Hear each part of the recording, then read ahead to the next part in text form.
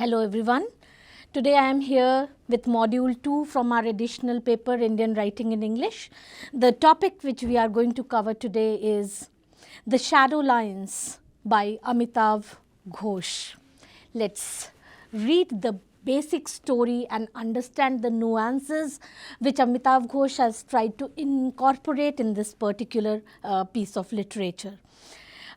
This is a slide, The Shadow Lines, the book, a novel written by Amitav Ghosh. He has also written the famous novels The Glass Palace and The Hungry Tide as well. Now, in today's presentation, we are going to talk about the title of the novel, that is The Shadow Lines, about the author, era which has been covered in this particular piece, the theme, various themes that have been identified in this story, summary about the characters, techniques of writings involved by the author, views. Now, when you say the shadow lines, it creates a lot of interpretation in our mind, lots of meanings in our mind. Now, why the title The Shadow Lines? It is a book that captures perspectives of time and events, of lines that bring people together and hold them apart. Now, please understand that the term shadow in the title is those imaginary lines perhaps which are there geographically, physically, emotionally, psychologically in various perspectives.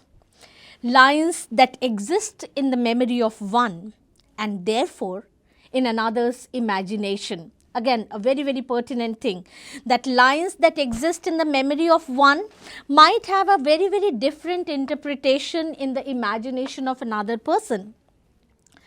Now, the story of the shadow lines is a narrative built out of an intricate, constantly crisscrossing web of memories of many people, the characters involved in the play. It never pretends to tell a story. Instead, it invites the readers to invent one out of the memories of those involved, memories that hold mirrors of differing shades to the same experience.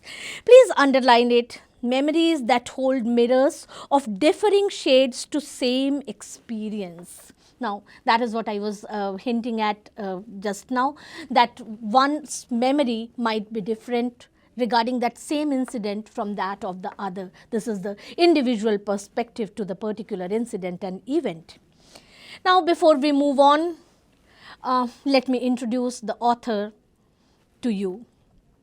Amitav Ghosh is an Indian-American author best known for his work in English fiction.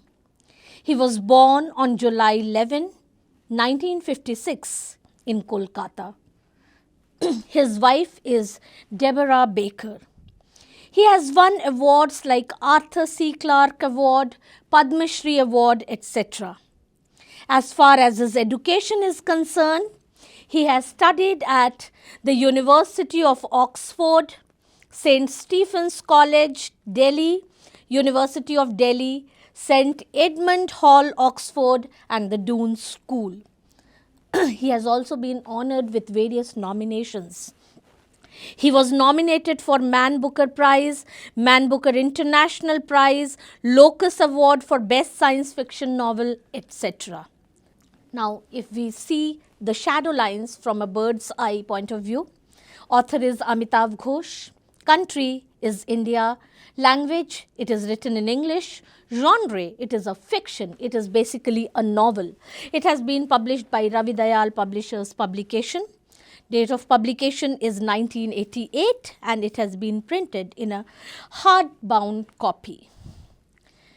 Now, the era which has been targeted or which has been depicted in this novel is, it deals with the concerns of contemporary age. So, basically it spans from the 1939 to 1970s.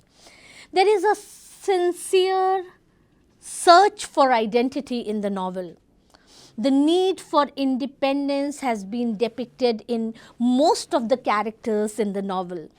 So, the next thing which is depicted in the novel is the difficult relationship with colonial culture.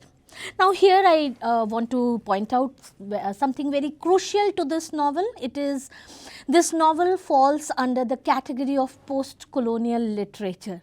Now, when I talk of post-colonialism, it is like something different from colonial regime, but the novel has depicted beautifully the difficult relationship which was there in this period of transition from colonialism to post-colonialism.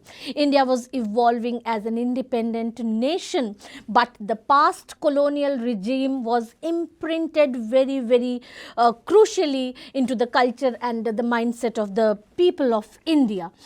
Now, when this is said that the difficult relationship with colonial culture has been depicted in the novel, it talks of India as a nation and also the characters who are involved in the particular storyline. It magnificently interweaves facts, fiction and reminiscence. Amitav Ghosh has excelled in doing that. He has beautifully interwoven the historical events that were the highlights of this period, say 1939 to 1970s, immediately after the Second World War. So, that is what has been told or narrated in the storyline. There is a beautiful mingling of facts, fiction and memory, of course. It is a continuous narrative which replicates the pattern of violence which occurred in 1964 in India, Pakistan and Bangladesh. Now, the novel is set against the backdrop of historical events like the Swadeshi movement, Second World War, Partition of India and communal riots of 1963-64 in Dhaka, Bangladesh and Calcutta. When we analyze the plot, the story has been split into two parts, going away and coming home. The novel actually follows the life of a young boy growing up in Calcutta who is educated in Delhi and then follows with the experiences he has in London. Now, the technique which has been used by Amitav Ghosh, which I will be talking later as well, I am mentioning it here because there are two parts in the novel, going away and coming home.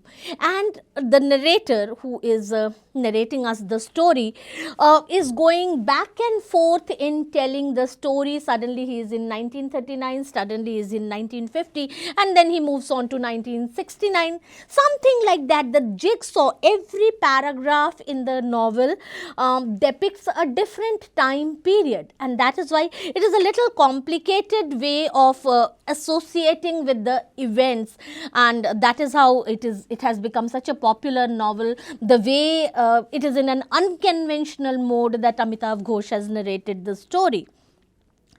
Now, let me introduce the characters in the novel. Tridib emerges apparently as the protagonist of the entire novel, who is very close to our unnamed narrator.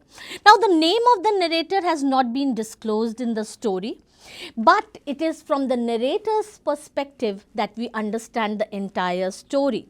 So, narrator and Tridib, he is an intellectual academician and he has certain views which actually inspire our narrator of the story, and that is why it can be concluded that the protagonist of the novel is Tridib.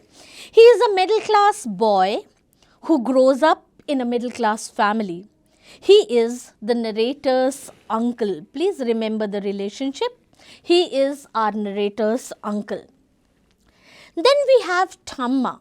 Now, the story deals with a Bengali family in Gold Park, Calcutta. So, most of the relations have been addressed in with Bengali nomenclature.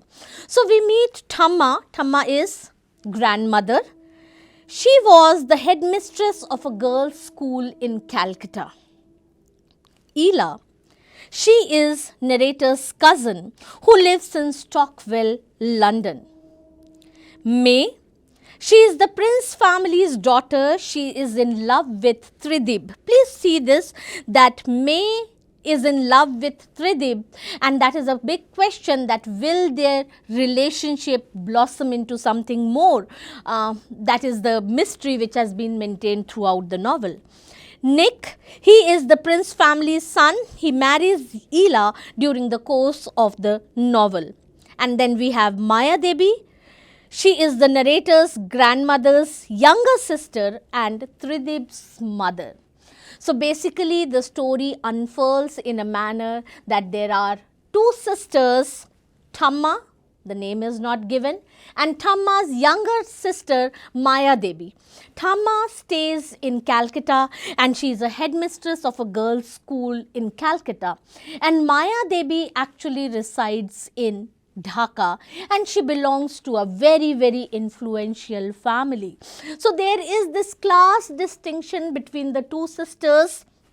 Thamma, not so affluent, actually a middle class person who is earning a livelihood being a teacher. And then we meet Maya Devi, grandmother's younger sister, and Tridib's mother. Though they also are a middle class family only, but there is a huge difference between the cultural bringing up of both the families. Now the techniques, this is very, very important, because Amitav Ghosh's The Shadow Lines incorporates a very unique and completely different ingenious style of writing that provides the alluring aspect to the nature, but that also adds to the complications which a reader who is not reading perhaps with an intent might face in identifying the various relationships and associations therein. So Amitav Ghosh is one of the most important Indian English writer of present time. He mainly deals in the epic themes of travel. Traveling is a very, very important aspect in all of Amitav Ghosh's novel, and so in Shadow Lines as well. We see the narrator traveling from Calcutta to London, Thamma traveling from Calcutta to Dhaka. His novels relates history, political struggle, communal violence, love, loss of value, etc. And all these aspects, if you identify it in the story, that will give you a better understanding to the novel. History, it talks of 1939 till 1970s. It talks of political struggle, partition. It talks of communal violence, riots. It talks of love between Tridib and May, between Nick and Ela, between the narrator and May later on at the end of the novel. Loss of values. He deliberately crosses the boundary between anthropology and artistic work. In my previous slide, you must have seen that it is a wonderful fictional and factual work. It is based on memory, and that is how Amitav Ghosh has crossed the boundary between anthropology and artistry. His narratives are categorically transnational in sweep, that is London, Calcutta and Dhaka. At some point of time Delhi is also involved, so the transnational sweep is huge in this particular novel. His stories move restlessly across countries, continents and even oceans. His narratives always reflect the wisdom of an Oxford scholar, because the narrator had been pursuing, the narrator in this particular story has been pursuing his PhD from London, and that is why he has that wisdom of an Oxford scholar when he is analyzing his memory of things. His views and opinions are meticulously researched and learned. Now, time and again we are using he, his. Now, if we focus regarding Shadow Lines, I would call it an autobiographical element in the entire novel, because the narrator's name has not been disclosed, but he is present throughout with us, narrating us the story. So perhaps it is Amitav Ghosh himself, and what the narrator says in the novel, he is the mouthpiece of Amitav Ghosh. So his views and opinions are meticulously researched and learned. So the narrator was so much under the influence of Tridev, his uncle, who is an accomplished and academician. From his wisdom, the narrator is constantly learning. As far as Amitav Ghosh is concerned, in every book an epic scale of scholarship is directly discernible. His writings are well researched and well read. Now, these are a few newspaper clippings I have attached for your perusal. Now, having built the background to the story, let me quickly go through the summary of this particular novel. Amitav Ghosh's shadow lines deal with political freedom in the modern world, nationalism, and the shadow lines we people draw between us and nations. So, at the very beginning, I have pointed out regarding the relevance of the title of the novel that those lines are highly imaginary. They are created because of modern world nationalism and the lines we draw between us and nations. In its simplest form, the story is about a young boy in India who is the narrator, and his name is not revealed. The story begins in India and later transfers to London. So, there is a lot of back and forth moving and going, not only as far as time span or time period is concerned, but also as far as the setting is concerned. The story moves through the young boy's memories. Please pay attention that it is narrated from the perspective of narrator's memories, what he has understood and narrated in a storyline, and especially concentrates on the memory of his cousin Ela, who he is attracted to. However, because of the social constrictions of his society, the narrator stays in a platonic relationship with Ela. Another interaction Ghosh focuses on is that of the narrator's relationship with another male uncle, cousin uncle, Tridib. Now, it has been told from the very beginning that narrator is highly influenced by Tridib, Maya Devi's son. The part of the story focuses on the love between the Indian and the English. As the narrator goes on in his personal narrative, many historic events from Indian history are revealed, even the Second World War and incidents in Calcutta. Now, the political aspect has also been brought into the story, and many historical and political events have been depicted in the storyline of the shadow lines. But in analyzing the title of the work, the real truth comes in the delineation of borders and boundaries between the nations, hence the term shadow lines. Now, I have been repeatedly concentrating or focusing on the title of the novel, The Shadow Lines, which talks about the imaginary shadow, superficial lines which have been drawn in this human society. The author shows how these lines are created, kept, broken and even invisible. These lines are created, they are maintained, they are broken as per time and opportunity, and they are sometimes invisible. The concept of post-colonialism talks about the negativity of borders made by man. Now, one of the important aspects of post-colonialism is they do not want to discriminate between the colonizer and the colonized. Even Rabindranath Tagore has talked about Vasudev Kutumbakaya, which is one of the famous dictum in our Indian culture, and that is something which has been highlighted in the post-colonial age. Now, where do these political boundaries come into existence when we are talking of the entire world as a family, Vasudev Kutumbakaya? As is evident in the story, This was specially true, these lines were specially true in India when it was divided into three sections: India, Pakistan and Bangladesh. Only conflict resulted in that division. And perhaps Amitav Ghosh is indirectly hinting at the creation of these three nations, which created a difference between the people as well, and we are still struggling to gulf that difference and gap. Now, if you analyze the themes which have been identified in the novel, an important theme of the novel is the concept of nationalism that is gaining ground in today's world. Now, it is called extremist nationalism, because of which these riots took place in 1963-64 in Dhaka.